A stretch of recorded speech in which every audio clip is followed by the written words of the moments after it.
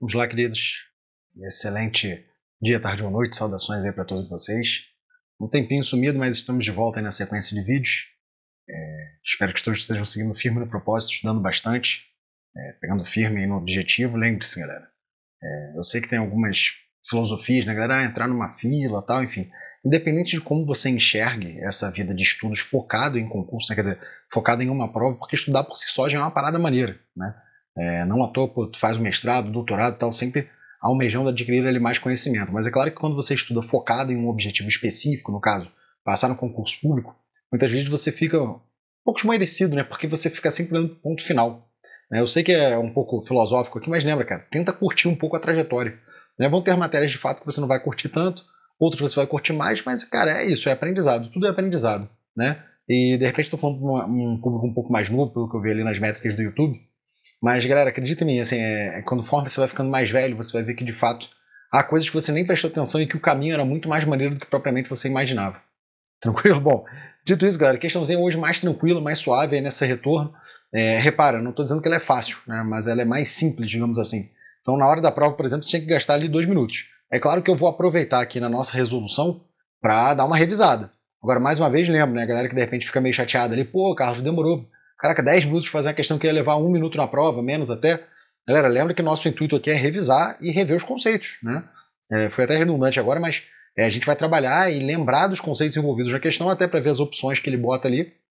Mas, putz, realmente na prova era para tu gastar, sei lá, acho que 45 segundos, talvez menos, porque o enunciado é curto. Enfim, dito isso, galera, vamos nessa. Lembrando que na hora da prova, chamem, queima. Vambora. FGV, né, enfim, daquele concurso TCU que a gente já falou, do último. Um analista deseja elaborar um documento com a situação contábil de diferentes entidades do mesmo setor. Para isso, ele analisou suas demonstrações contábeis referentes aos anos de 19, 20 e 21. Para facilitar o seu trabalho, o analista não levou em consideração a atualização dos componentes das demonstrações contábeis pela inflação. Os resultados mais impactados pela não correção pela inflação diziam respeito principalmente à análise. Galera, que ele já traz algumas pistas, né? Ele fala para a gente aqui no enunciado, né, que ele vai analisar anos em sequência aqui, 19, 20, 21, quer dizer, não precisa nem ser em sequência, né, mas anos distintos, né, é essa a ideia. E depois ele fala o seguinte, ó, ele não vai analisar a inflação, ó, não levou, né, em conta a inflação, beleza? E ele quer saber o que vai ser mais impactado, né? É a pergunta de fato, né, que ele lança aqui pra gente, ó.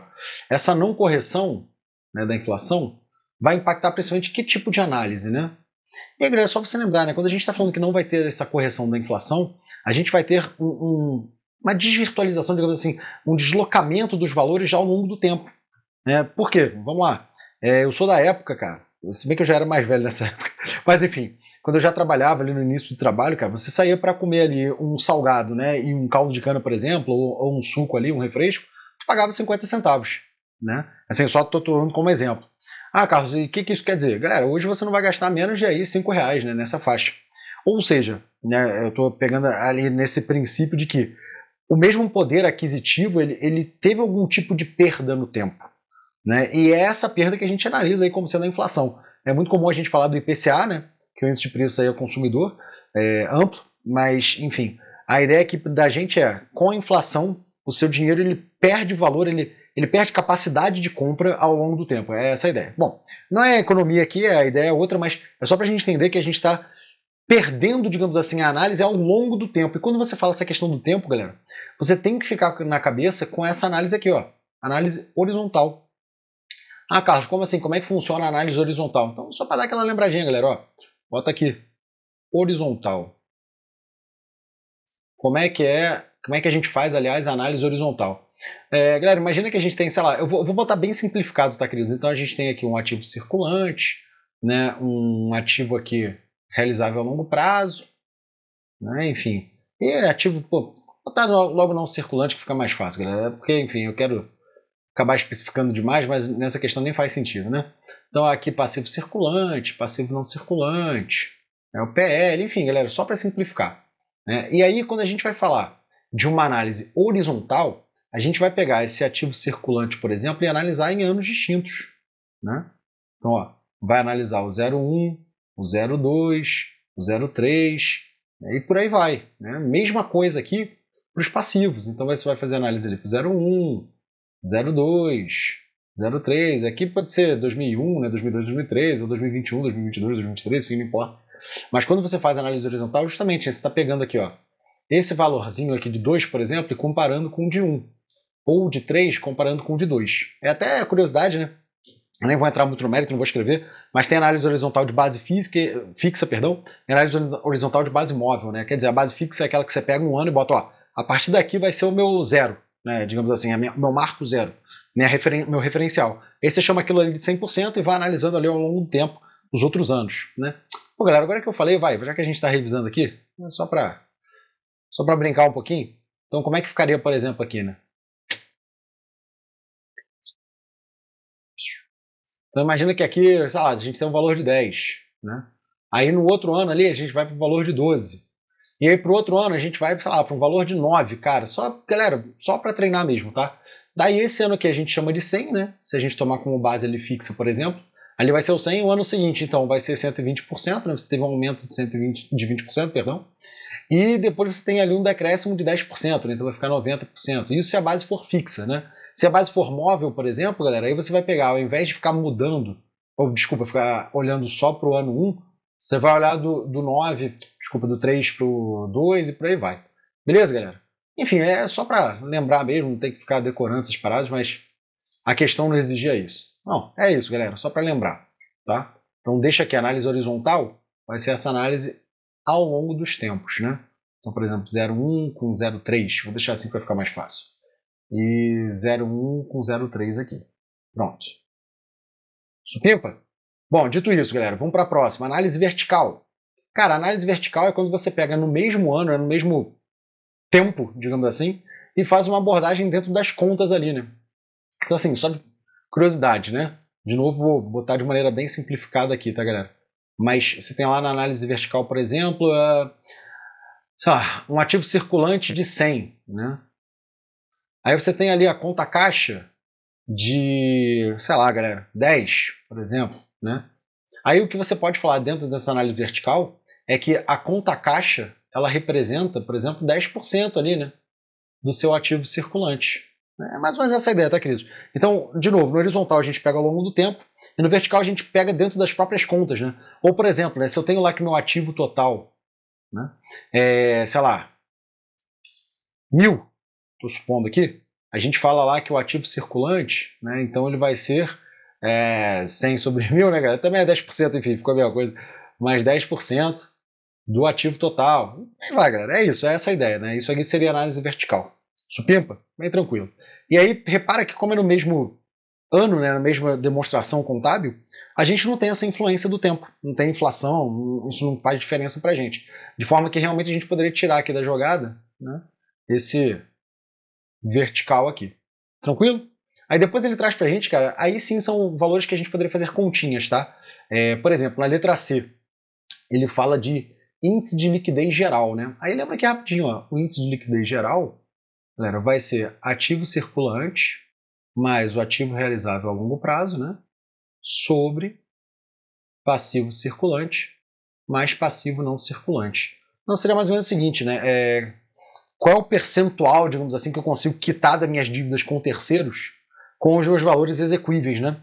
Repara que a gente está deixando a parte permanente ali de fora, então é investimento, é ativo intangível, enfim, essas coisas, porque a ideia aqui é que a gente tem que executar, né? Então, como esses ativos eles são de difícil execução, demora a execução, a gente está pegando só a parte que tem maior liquidez.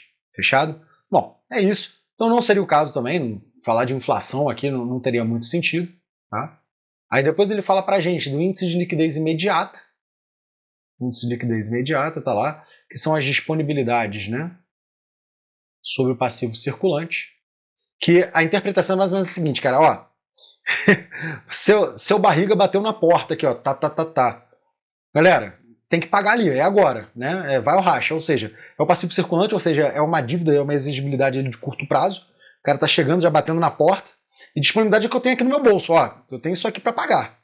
Seria mais ou menos essa a ideia, tranquilo? A gente já tira ali o realizável a longo prazo, né? Fica só de fato ali o que tem, caixa equivalente de caixa, basicamente, né? E o passivo circulante, repara que a gente tirou no circulante de fato, porque a gente está pegando ele naquele momento. Quer dizer, uma coisa mais vambora, vambora, tem que pagar agora. É mais ou menos isso. Ou seja, também não teria a ver com a ideia de inflação, né?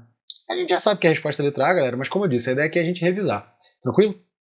E por fim, galera, ele fala pra gente de indicadores de estrutura de capital. Cara, a gente tem um bocado de indicadores, na verdade, e todos eles falam mais ou menos o seguinte, cara, como é que é a postura da sua dívida, né, frente ao que você tem. Por exemplo, tá? Quando você quer endividamento geral, por exemplo, tá, galera? É o que veio à cabeça aqui, mas poderia ser qualquer um dos indicadores, tá? Então, endividamento geral, né? Como é que a gente calcula isso? É o passivo circulante mais o passivo não circulante sobre o ativo total, né? Então, qual é a ideia do endividamento geral, por exemplo? Cara, eu tenho dívida com terceiros e eu tenho um ativo total que é tudo que eu tenho aplicado, digamos assim, né? É tudo que eu tenho. Então, quanto do meu total de ativo, né, das minhas aplicações, veio de uma dívida com o terceiro? É essa a interpretação, tranquilo? Mais ou menos essa ideia. Então, por exemplo, se eu tivesse ali um passivo circulante mais não circulante de 900, supondo, um ativo total de 1.000, significa, cara, que 90%, né, desse meu ativo total veio de dívida com o terceiro. Ou seja, eu poderia já interpretar daí que meu PL, por exemplo, meu patrimônio líquido, corresponde só a 10%. Né? Ah, isso é ruim ou bom, cara? Depende, né? Depende do mercado que a gente está analisando. De repente eu tenho muita dívida com o terceiro, mas é uma taxa de juros muito pequenininha. Né? Então eu posso estar fazendo uma alavancagem ali, enfim, em função disso. Bom, queridos, mas isso aí já é um pouco a mais. Mas repara aí, eu botei um endividamento geral aqui que me veio na cabeça, mas você poderia botar outro índice ali também, né? Por exemplo, índice de participação do capital de terceiros.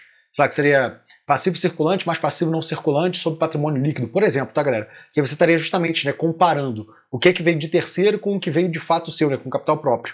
Mas é esse princípio. E mais uma vez, galera, não tem nada a ver com análise com inflação, com passagem de tempo. Eu já ia falar de infração aqui, né? Tô pensando na multa de trânsito aqui, ó. Na inflação e tudo mais. Beleza, queridos? De forma que realmente o gabarito, né, a resposta só poderia ser letra A. Vou reforçar, cara, que às vezes o pessoal vai lá no comentário e fala, cara, isso demorou muito e tal. Galera, lógico que longe de mim a pretensão de ser professor, e de fato eu não sou, tá? Não sou formado em contabilidade, nem minha pretensão é, caraca, virar um especialista em contabilidade quando eu estou resolvendo essa questão. Mas a minha ideia aqui, galera, é primeiro passar uma ótica ali de quem fez o concurso e logrou êxito, claro, e dar uma revisada no que é possível, né? Então é lógico que, de novo, reforçar isso que eu falei no início do vídeo. Na hora da prova, galera, realmente é o tipo de questão que eu acho que você não poderia gastar nenhum minuto. Você ia ler o texto rapidamente, você ia detectar que o cara falou ali de intervalo de tempo, de impacto de inflação, ou seja, você sabe que está fazendo uma análise ao longo do tempo, você ia ver a letra A ali horizontal, marcar e partir para o abraço, pô. Vamos para a próxima. Né? Como a gente já conversou antes em outras questões, esse é o tipo de questão que vai te gerar ganho de tempo, né, em relação a outros que você levou mais tempo. Então, sei lá, uma questão de português, de repente tu levou 5 minutos, pelo amor de Deus, tenta não levar, tá? Mas você levou 5 minutos. Nessa aqui tu ia levar, 40 segundos. Então você fez um equilíbrio, digamos assim, né? E é essa a ideia. Tranquilo, queridos? Bom, dito isso, queridos, ó, forte abraço, até breve, continuem firme no propósito. Prometo tentar recuperar aqui o ritmo de emissões de vídeo, até porque está ficando muito concurso, tá de novo, está reaquecendo bastante. Parece que vai ter aí APO, né, Análise de Planejamento e Orçamento. Cara, enfim, o Ministério do Planejamento aí está soltando um monte de informação, então a gente vai tentar reaquecer aqui. Mas é isso, galera. Fiquem firmes. Qualquer dúvida, pode mandar aí no chat, né, nos comentários ali embaixo. Me mandar e-mail, se você for lá, né, tem um sobre ali do meu canal. Tem o meu e-mail profissional, você pode me mandar e-mail, perguntar alguma parada do tipo, enfim. Tamo junto. Beleza, queridos? Forte abraço, até breve.